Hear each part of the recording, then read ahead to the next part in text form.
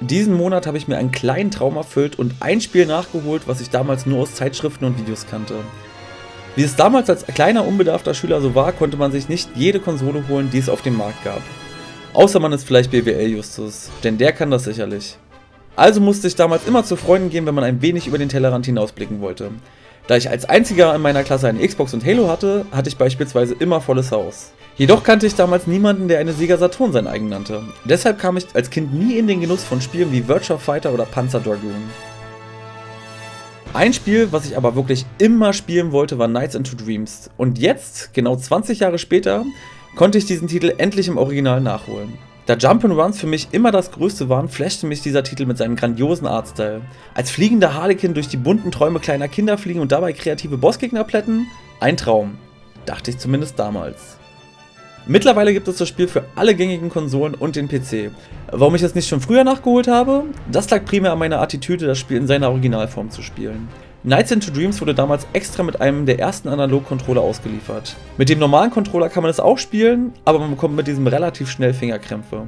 Schaut man sich den Controller an, wirkt er wie das Bindeglied zwischen Saturn und Dreamcast-Controller. Nach heutigen Ergonomiestandards wirkt das Teil aber viel zu klobig und unhandlich in der Hand. Fast so wie der erste Xbox-Controller, den ich lange Zeit aus Nostalgiegründen zu Unrecht vergöttert habe. Also RGB-Kabel an den Fernseher ran und CD in die Konsole eingelegt. Ein gestochen scharfes Bild lächelt mich an und mit der ersten Rendersequenz, die mich irgendwie an den PC-Klassiker Silver erinnert, bin ich Feuer und Flamme. Jedoch habe ich die Rechnung ohne das Spiel selbst gemacht.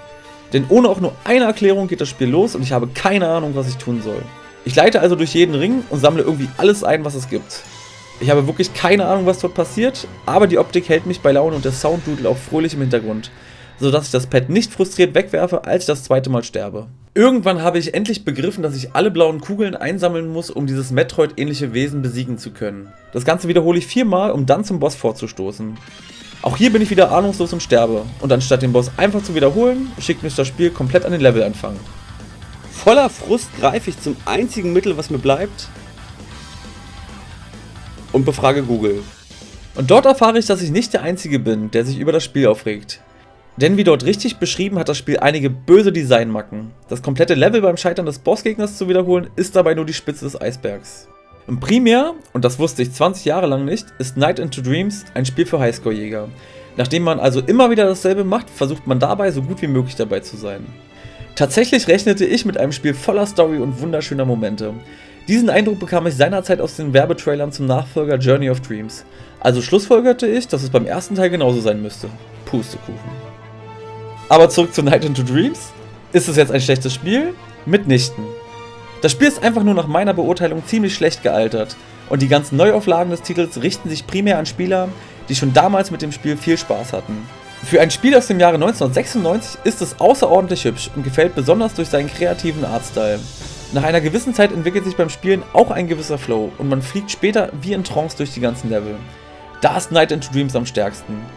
Uneingeschränkt kann ich Nights into Dreams dennoch nicht empfehlen, denn dafür richtet es sich zu sehr an Highscore-Jäger. Allerdings ist das Spiel eine schöne Abwechslung zu klassischen Jump'n'Runs wie Mario oder Sonic. Gerade in Verbindung mit dem Original-Controller ist dieser Titel ein gewisses Kleinod, was uns vor Augen führt, wie sich das Medium in den letzten Jahren entwickelt hat. Im gesamten September könnt ihr euch selbst ein Bild von dem Spiel machen. Also kommt einfach vorbei und um Nico zu zitieren, bleibt uns gewogen.